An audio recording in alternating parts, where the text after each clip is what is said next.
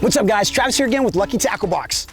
When most people learn drop shot, they're told 18 to 24 inch tag end on that thing. And you know, most people are using that. Today, I really want you to think outside the box, and we're gonna shorten up that little tag end about 2 to 4 inches, and we're gonna use Biwaa Bait's new little Ultra Hog, which is a brand new bait to the US market, and we're gonna try to mimic some of these juvenile crawfish, which are absolute favorites to the bass. So let's break down this technique starting with rigging. All right guys, so let's first go over this drop shot rig. First we're gonna tie on a Palomar knot to a Mustad's wide gap 1/0 drop shot hook. Then about 2 to 4 inches below that, we're gonna put on about 3/16 to 1/4 ounce drop shot weight. Now the reason we want that weight so close to the bait is because these little crawdads stay near the bottom. You're not gonna see a crawdad hanging out 2 feet above the bottom. What happens is they're real lightweight, and any kind of disturbance and stuff will make them kind of lose their balance, and they'll kind of awkwardly crawl and stuff along the bottom. But so you wanna keep this bait down there with a smaller tag. All right, now let's talk about the equipment. First I start off with about 6 to 8 pound Seaguar mono or fluorocarbon, and then I spool that up on Biwaa's Ballistic 2500 series spinning reel, and lastly I throw that on Castaway 7-foot drop shot rod. That nice sensitive tip really allows me to feel that bait as it bumps along down there, and also allows me to feel those nice subtle bites. There we go, there we go.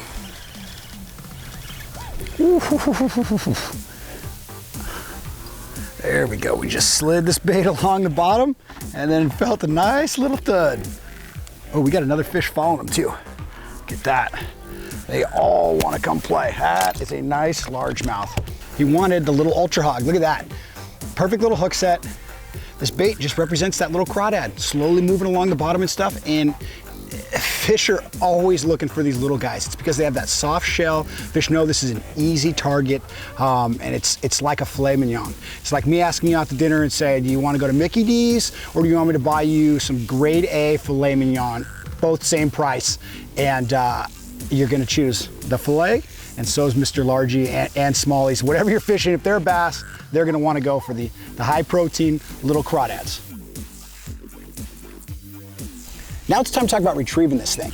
Once again, common teaching is to really hop that bait along.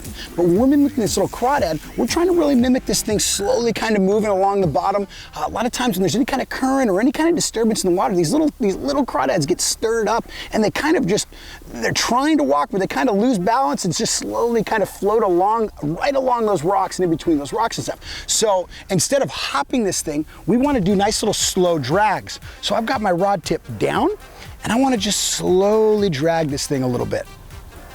A couple feet, let it sit, then drag it a couple more feet, let it sit.